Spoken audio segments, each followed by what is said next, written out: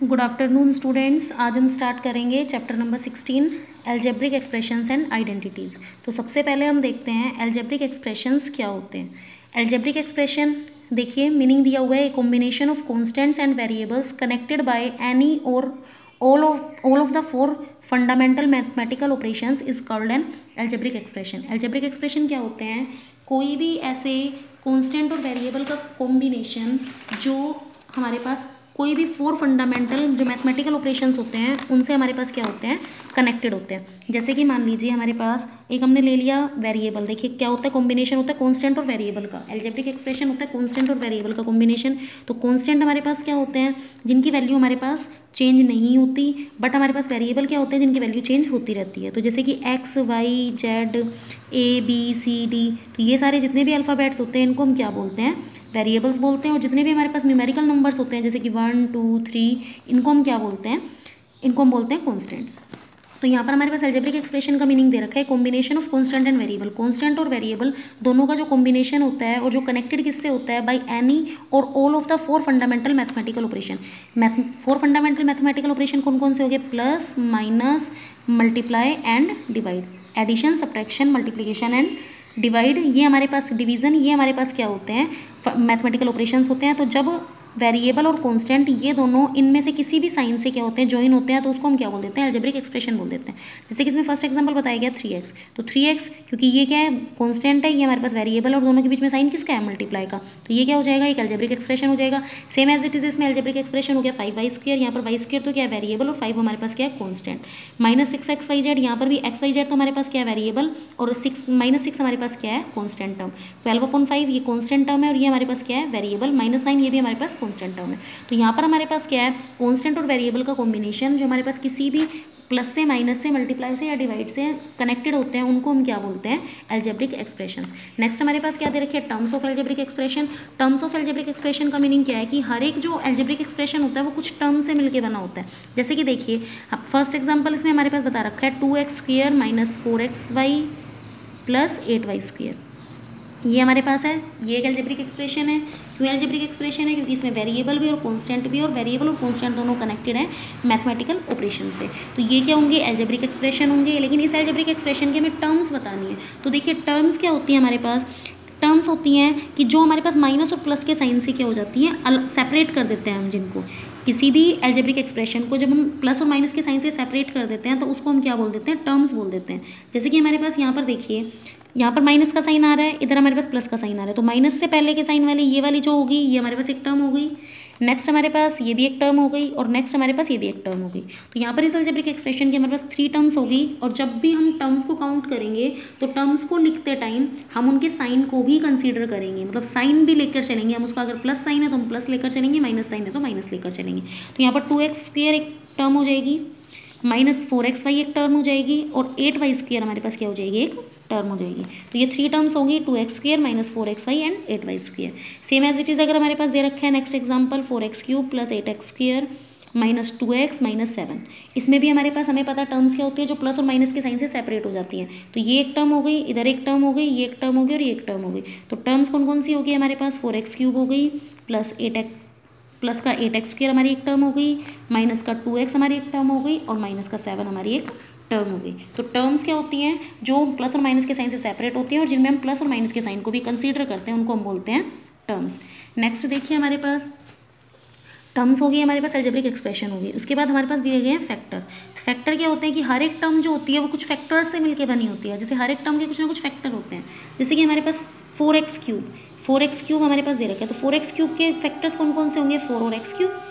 4 और x³ इसके क्या फैक्टर हो जाएंगे, 4x³ के फैक्टर हो जाएंगे। और इस x³ के भी हम फैक्टर लिख सकते हैं, x × x × x, मतलब इसके भी जो फैक्टर हो गए वो ये भी किससे मिलके बना है, x और x से मिलके बना है। तो इनके जो फैक्टर्स होते हैं वो क्या होते हैं, जैसे 4x³ का हमारे पास फैक्टर हो गया 4 और x³, और x³ के भी फिर हमारे पास फैक्टर हो गए 4x और x। तो यहाँ पर हम इस 4x³ के ये फैक्टर्स बता सकते हैं।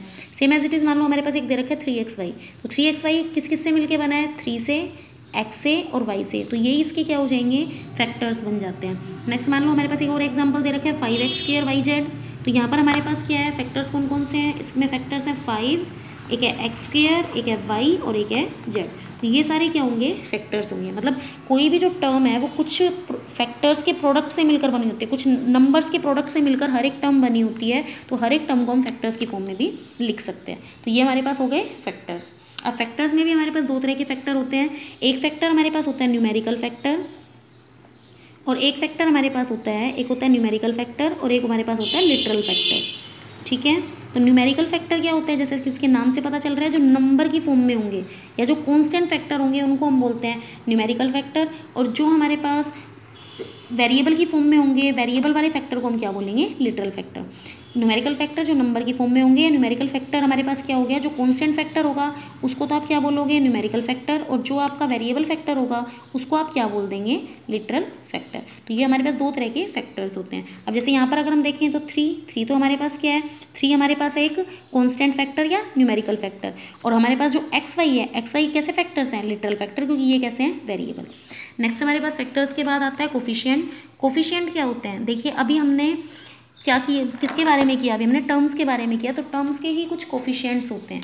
ठीक है, जैसे कि हमारे पास फर्स्ट हमने किया कि इस 4x³ 8x² -2x और -7 ये हमारे पास हैं, तो इनके अगर हमसे पूछा जाए कि इनके कोफिशिएंट्स क्या होंगे, तो कोफिशिएंट्स क्या होंगे, देखिए 4x³ हम हर एक टर्म का अलग अलग कोफिशिएंट बता देते हैं। तो 4x³ का जो कोफिशिएंट होगा हमारे पास वो क्या होगा, 4 होगा।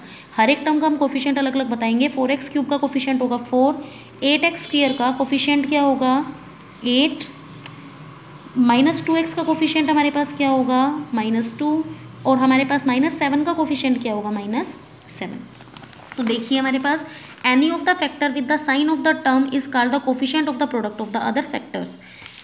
कोफिशिएंट के बारे में यही मीनिंग हमारे पास इसका दिया गया है कि कोफिशिएंट हमारे पास क्या होते हैं, जैसे कि 4x³ का कोफिशिएंट मतलब जो न्यूमेरिकल नंबर होता है उसको हम उसका कोफिशिएंट बोल देते हैं। जैसे यहाँ पर x³ का कोफिशिएंट है 4, x² का कोफिशिएंट है 8, -2 का x का कोफिशिएंट है -2 और -7 का कोफिशिएंट है -7। या फिर हमारे पास मान लीजिए हमें ये दिया गया है 3xyz। अब इसमें हमसे सिर्फ x का कोफिशिएंट पूछा जाता है, तो x का कोफिशिएंट जो x के अलावा जो भी है हमारे पास, तो x के अलावा हमारे पास यहाँ पर क्या है 3yz, तो x का जो कोफिशिएंट होगा वो क्या बन जाएगा 3yz। अगर हमसे yz का कोफिशिएंट पूछा जाए तो yz का कोफिशिएंट हम क्या लिख देंगे 3x लिख देंगे, क्योंकि yz को छोड़ दो और बाकी का कोफिशिएंट उसमें लिख दो। अगर हमसे पूछा जाए कोफिशिएंट z का, तो z का कोफिशिएंट क्या बन जाएगा 3xy, और अगर हमसे कोफिशिएंट पूछा जाए xyz का, तो xyz का हमारे पास कोफिशिएंट क्या आ जाएगा 3। तो इस तरह से हम कोफिशिएंट्स बता सकते हैं। जो हमने टर्म्स बता दी पहले, टर्म्स के बाद हम उनके कोफिशिएंट्स भी बता सकते हैं, या हमारे पास कोई भी हमारे पास सिंगल हमारे पास नंबर दे रखा है तो उसमें भी हम कोफिशिएंट बता सकते हैं। नेक्स्ट हमारे पास दे रखा है कांस्टेंट टर्म। कांस्टेंट टर्म आपको पता है ऐसे टर्म जो जिसमें क्या होते हैं वेरिएबल नहीं होते उनको हम कांस्टेंट टर्म बोलते हैं। A term of the expression having no literal factor is called a constant term. एक टर्म एक्सप्रेशन की एक टर्म जिसमें कोई भी लिटरल फैक्टर नहीं होता, लिटरल फैक्टर का मतलब वेरिएबल फैक्टर नहीं होता, उसको हम कांस्टेंट टर्म बोलते हैं। जैसे कि यहाँ पर एक एग्जांपल बता रखा है x² + 5x - 6y + 4। अब यहाँ पर कांस्टेंट फैक्टर आपको कौन सा दिखाई दे रहा है, कांस्टेंट टर्म कौन सी है यहाँ पर 4, प्लस का 4 जो होगी वो कांस्टेंट टर्म हो जाएगी क्योंकि इनके साथ कोई भी वेरिएबल नहीं है। नेक्स्ट हमारे पास क्या आता है like and unlike terms. Next हमारे पास क्या दिया गया है लाइक एंड अनलाइक टर्म्स। तो लाइक टर्म्स क्या होती हैं, लाइक टर्म्स होती हैं जिनका वेरिएबल जो होता है ना वो सेम होता है। टर्म्स जिनका वेरिएबल क्या होता है सेम होता है, जैसे कि यहाँ पर भी लिखा गया terms in which the same variable is raised to the same exponent are called like or similar terms, otherwise they are called unlike term. Like terms क्या होती हैं, एक ऐसे अलजेब्रिक एक्सप्रेशंस जिनमें हमारे पास क्या होते हैं, या हम इनको बोल सकते हैं ऐसी दो टर्म्स, लाइक टर्म्स की बात कर रहे हैं हम, तो हमारे पास ऐसी दो टर्म्स जिसमें जो वेरिएबल है वो बिल्कुल इक्वल है, वेरिएबल की पावर भी बिल्कुल इक्वल और वेरिएबल भी बिल्कुल इक्वल है। जैसे कि मान लीजिए हमने लिखा 14xy² 25x² y -6y² और लिखा साथ में 2।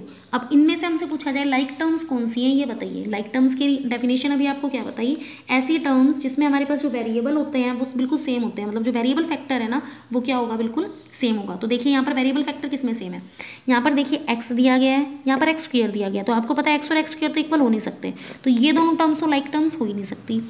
नेक्स्ट आप इसको इससे कंपेयर करके देखो, यहाँ पर देखिए x है और यहाँ पर भी क्या है वेरिएबल टर्म x है, तो ये दोनों हमारे पास x है दोनों में। अब हम नेक्स्ट वेरिएबल देखते हैं, यहाँ पर क्या है y² और इधर भी क्या है y², तो इसका मतलब ये दोनों टर्म्स कैसी टर्म्स हो सकती हैं, लाइक टर्म्स हो सकती हैं। तो यहाँ पर अगर हम लाइक टर्म्स की बात करेंगे तो 14xy² और -6y²x ये दोनों क्या होंगी लाइक टर्म्स होंगी। इसी के साथ साथ मान लो आपको कोई दूसरा एग्जाम्पल दे रखा है 3xy 4y square x and आपको एक दे दिया 3x स्क्वेयर वाई। अब आपसे इसमें पूछा जाए लाइक टर्म्स कौन सी हैं, तो आप देखेंगे वेरिएबल भी सेम होना चाहिए, वेरिएबल की पावर भी सेम होनी चाहिए। तो यहाँ पर देखिए x दे रखा है, यहाँ भी x दे रखा है, बट यहाँ भी x दे रखा है, तो और यहाँ पर x स्क्वायर दे रखा है। तो आपको लगेगा कि इन तीनों में सेम हो सकते हैं हमारे पास टर्म्स, बट हम y को भी कंपेयर करके देखते हैं।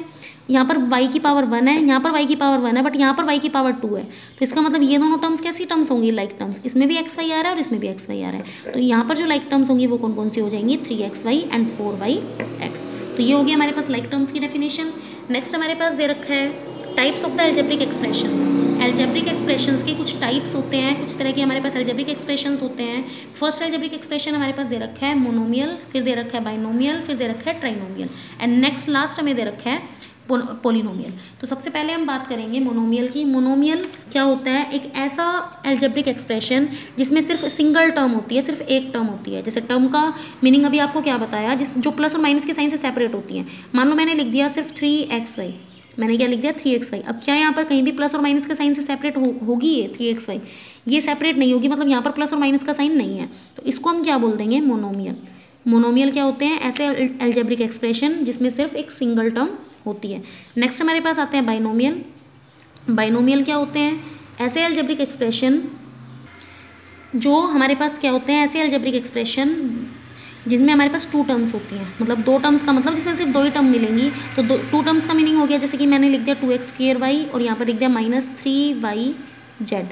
अब यहाँ पर देखिए, यहाँ पर प्लस और माइनस का साइन आ गया, मतलब माइनस का साइन से सेपरेट हो रही है दोनों। तो यहाँ पर कितनी टर्म्स है हमारे पास, 2 टर्म्स है। 2 टर्म्स है तो हम इसको क्या बोल देंगे, बाइनोमियल। नेक्स्ट आपके पास आता है ट्राइनोमियल।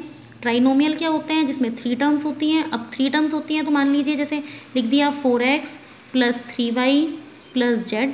तो यहाँ पर क्या हो गया, देखिए हमारे पास एक टर्म ये हो गई, एक टर्म ये हो गई और एक टर्म ये हो गई, क्योंकि प्लस के साइन से हमारे पास सेपरेट हो गई ये टर्म्स। तो एक ये और एक ये और एक ये, तो यहाँ पर ये 3 टर्म्स हो गए। तो इसको हम क्या बोल देंगे, ट्राइनोमियल। तो मोनोमियल क्या होता है, जिसमें सिंगल टर्म होती है। बाइनोमियल क्या होता है, जिसमें 2 टर्म्स होती है। और ट्राइनोमियल क्या होता है, जिसमें हमारे पास 3 टर्म्स होती हैं। नेक्स्ट हमारे पास दे रखा है पोलिनोमियल।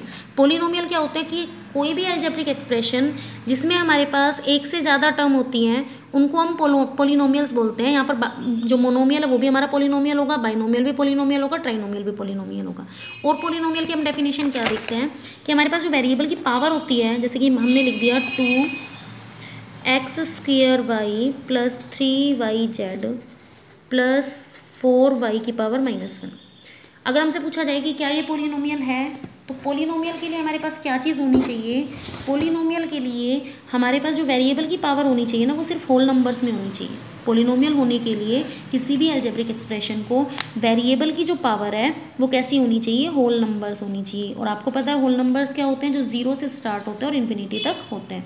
तो इसलिए होल नंबर्स में ही होनी चाहिए वेरिएबल की पावर। तो इसको हम क्या है, पोलिनोमियल नहीं बोलेंगे। बट इसके अपोजिट अगर मैं लिख दूँ 4xy + 3y² + 4x³, तो यहाँ पर ये क्या हो जाएगा, पोलिनोमियल हो जाएगा, क्योंकि इसमें वेरिएबल की जो पावर है वो सिर्फ होल नंबर्स में है।